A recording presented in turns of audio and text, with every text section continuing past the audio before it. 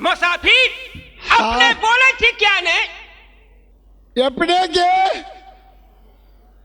हमारे घर राज में सो था,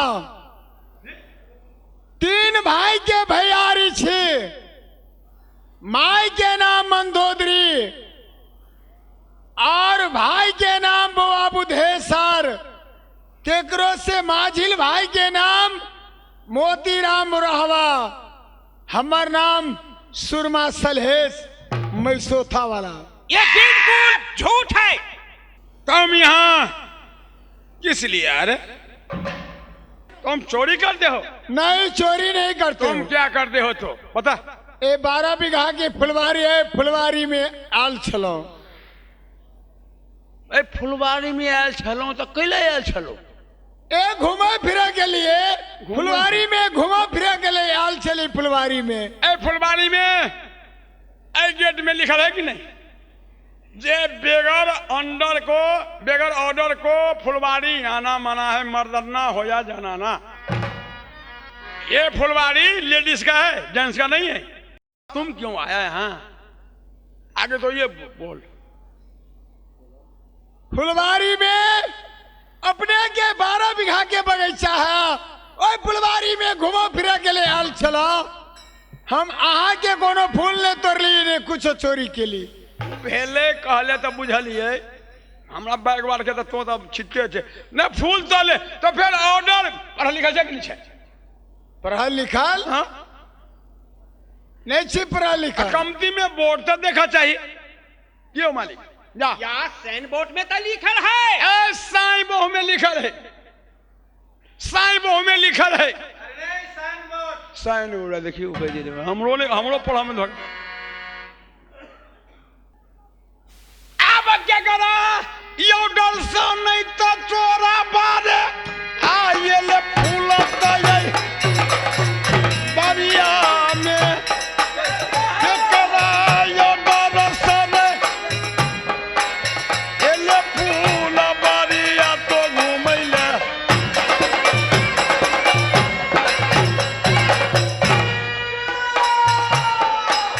दिया दिया दिया कैसन मालिक अरे छिपारी नामुआ।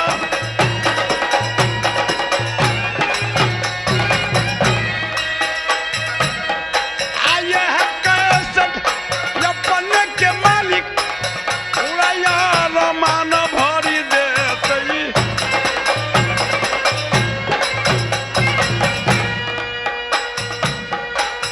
ये तो बेइनतिया यो बाबू भैया, ये तो बेमिनतिया छै, ये तो बेइनतिया यो बाबू भैया।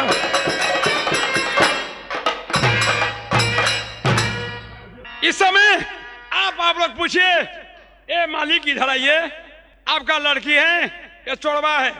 लड़की को देखे हैं हम पूरा कपड़ा फटा हुआ, हम देखें उनका कहीं कहीं चोली में दाग लग गया है, कहीं किच में लग गया है, साला ये गुंडा है क्या है? क्योंकि मैं पॉकेट मार के बाप हूं, सॉकेट मार, क्योंकि दिल्ली से मैं आता हूं तो मेरा टिकट नहीं लगता है। टिकट वाले बोलते हैं, टीटी साहब बोलते हैं सर नहीं सुरदाची हूं है, दियो 2 रुपया, भागो साले भागो साले भागो साले। हम सीधे चले आते हैं। हाँ मंत्री, इस जगह बोलिए, इस जगह बोलिए। मंत्री सुनो, अपने कदी यदि अगर चोर है के मार सुंग हूं बेहुदा, अं का ये सुंग हो। ये तो ध्यान पूर्वक से सुना। आयो जे की कह रहा हमर मालिक। यो मालिक हाँ खेनाई वाला धंधा देखियो की अपन मालिक शर्मा जी कते नीक से खिबे। देखियो लोग पढ़े ये कान दुकान, हम भात कान पढ़े छी की भात कान भात, तब भात दुना दाल, भात या तरकारी, भात चौका चोखा, भात पंचे पापड़, भात छके अदौड़ी, भात सते दनौड़ी, आ भात अठे कुमड़ौड़ी, भात नमा नेमो, आ भात अहिन दही। ठीक। मंत्री जल्द से जल्द चोर के पकड़ कर ला चला अपना पकड़िया के अंदर में। छोड़ के हाँ, बउआ ला जियो। अगर सहजे सा ई नहीं बोलल तेरा बांध कर और जाल के अंदर में रख दे, मैं तो जल्द से जल्द और बउआ के सब पूछू। हाँ कि मंत्री जी अगर आंखें जे छोड़ दे जिनका नाम सुरमा सलहे सुने छली, अरे नाम कह देता हमने सुरमा सलहे जे भेले उ तो सतबरता आदमी देवता। हाँ अगर जय देवता अगर प्रधानमंत्री था के बासी बेगर इजाजत के यार हमारा फुलवारी में आब का ए बगीचा के तोड़ा वाला या देवता ने छे संसार के अंदर में या झूठे के कलंक लगा रहा श्री सलेश देवता के ऊपर। मंत्री मालिक, हाँ मालिक ये बात अमर पति देवता श्री सहेश में सौथावरा के काम क्रोध लोभ मोह तृष्णा उनका पास में कुछ नहीं है। कुछ नहीं। वो देवता भका ये चोर के तरीका बगीचा में आकर बैठते ना विश्वास होया नहीं नहीं तालिए हमरा दिल में शंका है कि ये मैं सौथावरा ना है, ये पक्का ये चोर है। अब कोई सुनवाई न है, इनका पकड़ कर न चलू। सयाब जल्दी सयाब करियो हो मंतारी, देरी नहीं हो लागा बियो, जल्दी से पा करियो हो मंत्री, आ देरी नहीं ल आ मंत्री हो दूल्हा गुलरा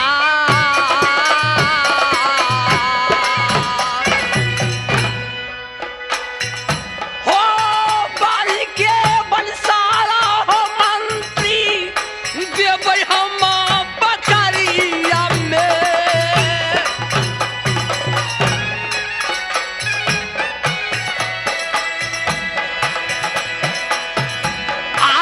हड्डी हम गलेबै दुश्मन के राजा बकरिया में मंत्री हो।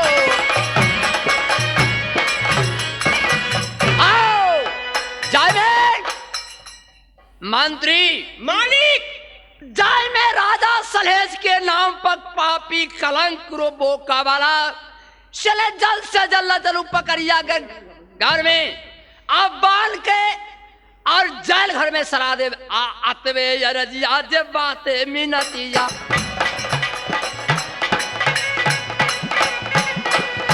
आया तबे रजिया हो मंत्री मोरो से है बिनतिया।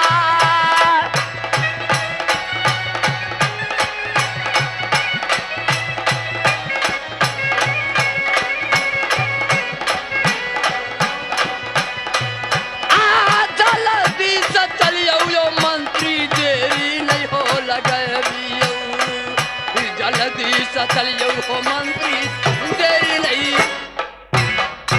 आओ जल्द करो। हाँ अब बहुत लेट हो रहा है। जल्द से जल्द चलो। ये ना मालिक ट्रेन लेट हो रहा है, चलिए ना हम लेकर के आते हैं। आइए इधर आइए। तुम सही हो या गलत हो बता दो। नहीं ठीक घर हमारा राज में सो था। हमरे नाम राजा सलहेश, हम फुलवारी में घूमे फिरे लाल चलिया, कोनो चोर बदमाश ने छी, अपने उल्टा बांध बांध कर राज पोखरिया में ले छी। हैं एक के स्या के ना रहे लक्ष्मी, तो घर वाला के ना रहे लक्ष्मी। आज सुपा पे सुकराती में तो लोग कहे कि लक्ष्मी घर के लक्ष्मी बाहर जो, बाहर के लक्ष्मी घर जो। अब तो स्या के ना स्या के ना केना लेते, तो वो कहे जहाँ जहाँ लोग कहे स्या से हम बोले साला ठगता है रे। अब हे आ जल्दी से जब चलियो नहीं रो यही छोड़बा यही।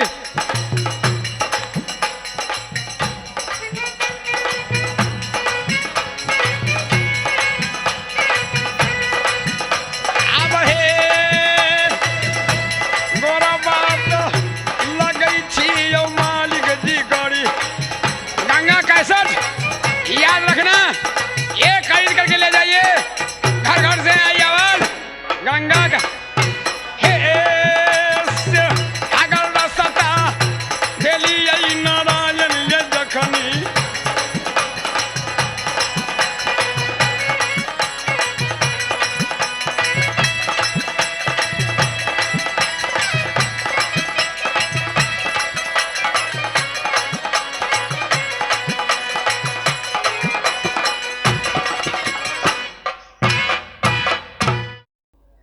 मंत्री साहब ए मलिकाइन अपने के बांदी के द्वारा पाती भेज देली से तो फोटो भी रखना चाहिए। बगीचा में एक चोर बदमाश कोई डाकू लुटेरा प्रवेश भेल छला।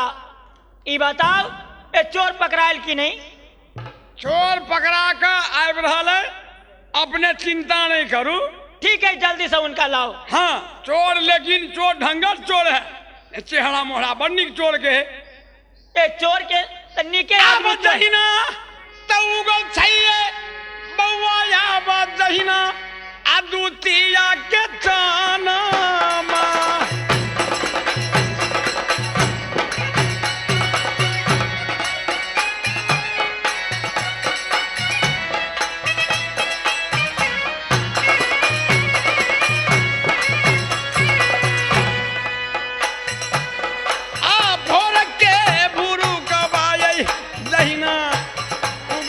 भोर हरिया में कहीं ना जे तोड़के सूरतिया लगे फूल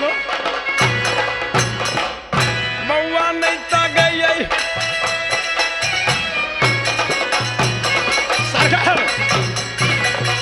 सरकार ऐसा में, लेकिन चोर के चेहरा देखा मन है कि जे पेड़े में छोड़ दिए कन कौन कलम के बेवकूफ लड़का पढ़ा लिखा आदमी, बड़े घर की लड़की बातें बड़ी बातें करे खड़ी तो खड़ी। तो जल्दी से अपने चोर के लाओ। अब भागल रसता गई जाती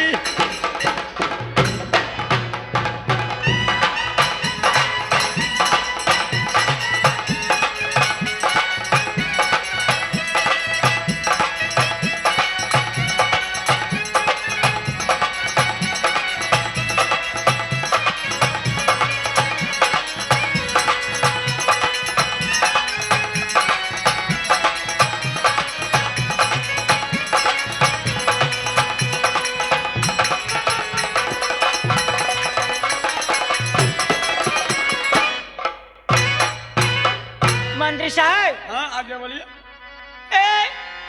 मुसाफिर सा अपने नाव ठिकाना नहीं पूछली, कहाँ इनकर घर है और की नाम है, कौन कुल के ये बालक कहा रहे आ की वास्ते बगीचा में आ गेलखिन? हटो साइड हो, साइड हो।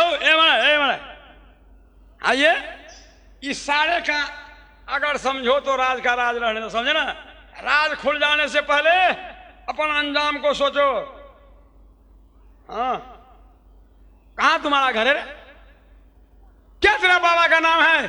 क्या तेरा मैया का नाम है? कौन का बालक है तू? क्या तेरा नाम है?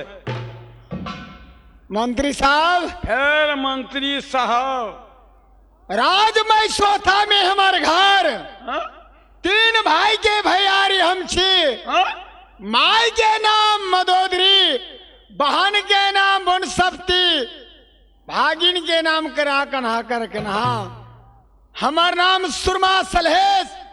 ऐ फुलवारी में हमरा से गलती भगाल, अपने चोर मोट हाजिर करी ए राजा कुल्हेश्वर के दरबार में। अब बउआ हट जा बुआ, हमारा हुए कदा हुआ एक जो की बात है मंत्री साहब? हगे दैया हा राजा दिल मांगे चौवन्नी उछाल के, आस्ते से असैया दिल मांगे चौवन्नी उछाल, ऐसे कैसे दे दूं कलेजी निकाल के। राजा दिल मांगे चौवन्नी उछाल के, राजा दिल मांगे। अरे भाई एक काम संभलने वाले लगने, ये तो ये ऐसे लड़का है, बोलते हैं कि राज में सोता घर है और मेरी माँ की नाम मंदोदरी है। मैं 3 भाई का भैयारी हूँ, छोटे भाई का नाम बुधेश्वर, इसे हमने से छोटे भाई का नाम मोतीराम, हमारा नाम राजा सलहेश, जिसमें सलहेश महाराज कहा करते हैं। भगना को नाम भागिन कर कन्हा, बहन को नाम बहन बनसप्ती। मंत्री साहब, फेन मंत्री से यदि ओ जो राजमय सौथा के वासी अमरपति देवता थी तो उनका से अपने कागज क्या बना ले और हाई दिन के लिए ओ पकड़िया अंदर में नौकरी क्या रख ले ली। लिखा लिए अपने मौगी के गाड़ी चले देरी ने पछाड़ी चले देरी। अच्छा ठीक है, हमरा ने बुद्धि होते हाँ। शक्ति होते तो यार हाई दिन के बदला हम जिंदगी भर ओकरा पकड़िया अंदर में रख सके छी। अरे वाह, जिंदगी के राहों में रंज गम की मेले हैं, भीड़ है कयामत की और हम अकेले हैं। जिंदगी के राहों में रंज गम की मेले। मैं समझ गया।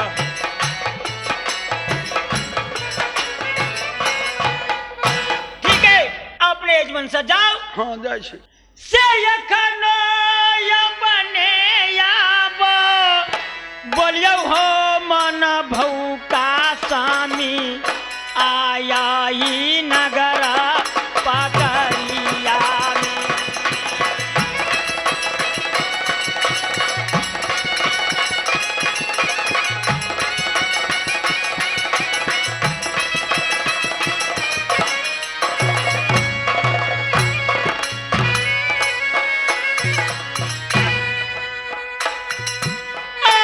नौकरी के दे कागज बेईमानमा आ फरबै हम पकड़िया में।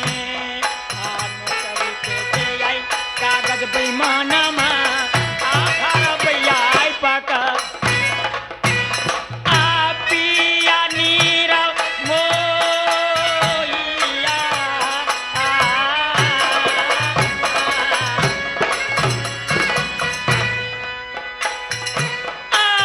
कोना कहे नौकरिया पकड़िया में स्वामी रहली। नौकरी के आब कागज बई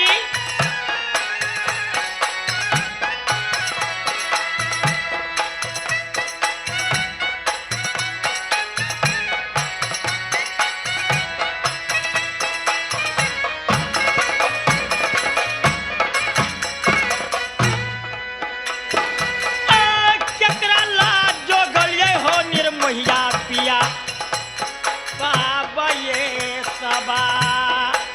केकरा ला बढ़ौलिया आए हो ना मिलत के सिया। दादा हो बेईमानम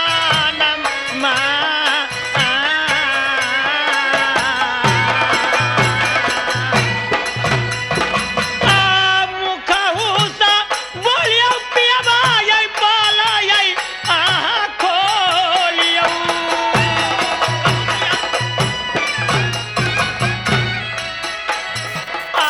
मुखहु सा आई बोलियो मनमोहना स्वामी अपला यहाँ याब खोलियो ना ये हे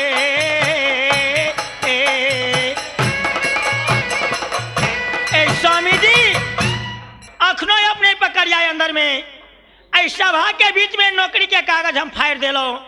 अपने देवता छी अमरपति देवता, अपने के भौरानंद हाथी पर सवारी, मंगला महाउत, दोष छिछन मिछन, दोष अनहेर बांट सबके सभे स्वामी जी अपने के चलते बरबर भक्ति तपस्या का ऐ पकड़िया अंदर में जवानी अवस्था गवैलो।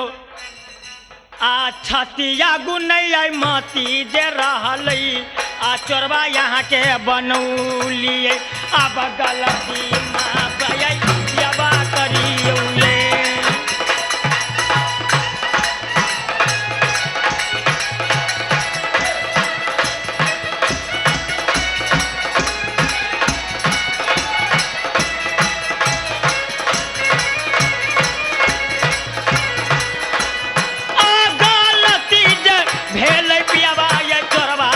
हमें बनैलिए आये तबे या राजिया मोरो छै मीना।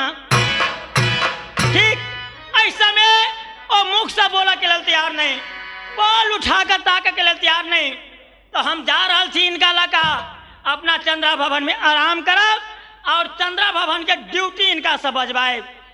लेकिन पकड़िया सब मैं सौथा जाए नहीं दे आ कर भैया राम या कोहबर घर में हो।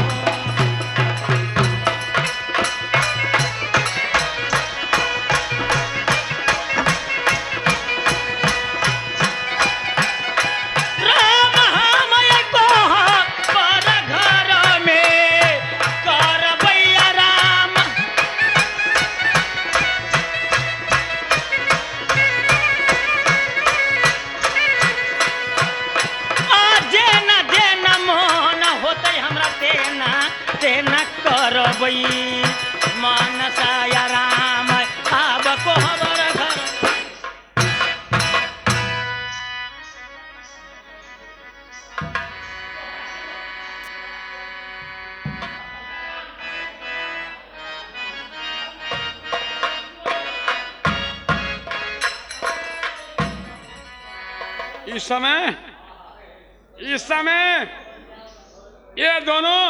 इस समय ये दोनों कहाँ गया?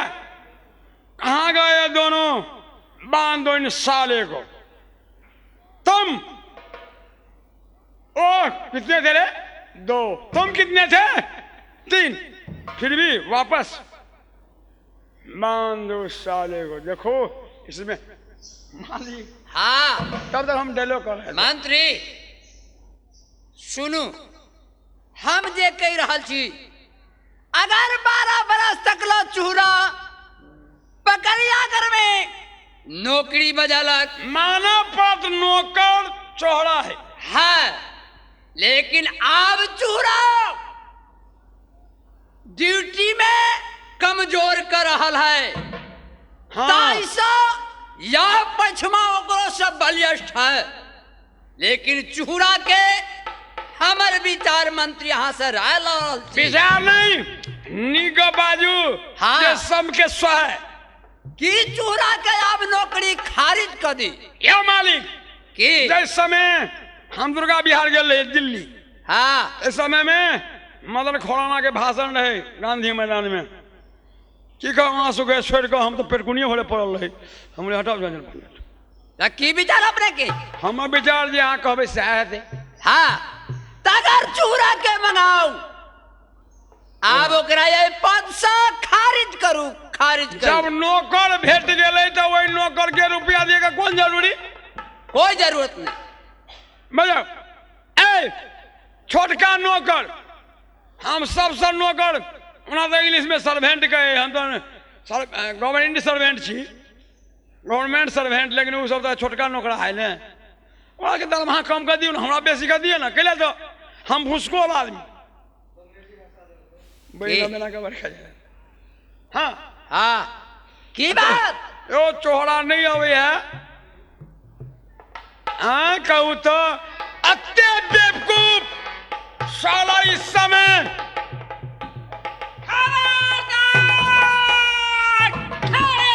ड्यूटी है चूहरा के डर से 14 कोस की रात में कुत्ता तक ने वो भूख सकैया। आ चोर बदमाश डाकू लुटेरा कोई है। प्रणाम मालिक। प्रणाम। ए मालिक देखियो शान देखियो। जिंदगी झंड है फिर भी घमंड है। चूहरा साला चूहरा मालिक अपने खूब ध्यान पूर्वक से सुन लिया। कहा जाओ। अगर 12 बरस तक ला तो हमरा में नौकरी बजा रहा जी। नौकरी बजा का अब तो बूढ़ा भगेला, अब तो नौकरी में नहीं सकबा। तो ताइसा आज नौकरी से भरपाई हो तू अपना घर पर जा। मालिक हाँ, यह हमारा साजे कौन गलतिया मालिका भेलैया ही कपाकरिया में। एक मिनट याद रखना, वो तो मैं पहले कह चुका हूं। अहाँ से गलती नहीं भेले, लेकिन गलती करो। गलती क्या असर से गलती है? गलती का है छट सा गलती जी। गौ से कथी है अल्लाह से कथी है? अदालत में जो कोई जाए है अदालत। गलती कम मेरे, गलती में तो महागलती, देव में महादेव। गलती में कम हुआ। अला मंत्री हम- वो सब झंझट के छोड़। एक मिनट थम। हम की कहलिए? हम कहलिए कि ये भगवान हमरा जे बेर घर वाली भ जाते तो 5 मूर्ति के भंडारा माछ भात के खिएब। 3-4 बाबाजी चुट्टा लेने रे साला माछ भात का भंडारा होता है।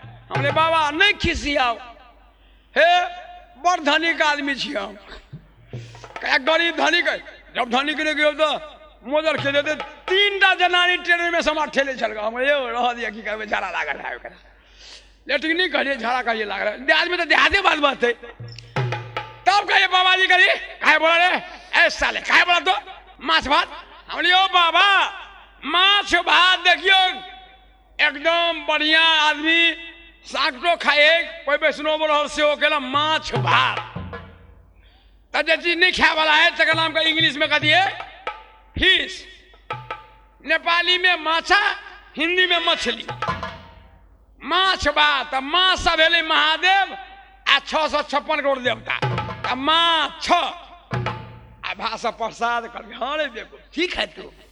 हाँ अहाँ के चौड़ा बाबू, अहाँ के नौकरी नहीं रह पड़त, कारण हाँ जाओ कारण कौन नाथ मोहि मारा, हम दुष्टि सुगुड़ियों क्यों प्यारा, राव नारी जातिया गए उनसे छुआयंग 10 मस्तक की रावण मर गए पर नारी के संग।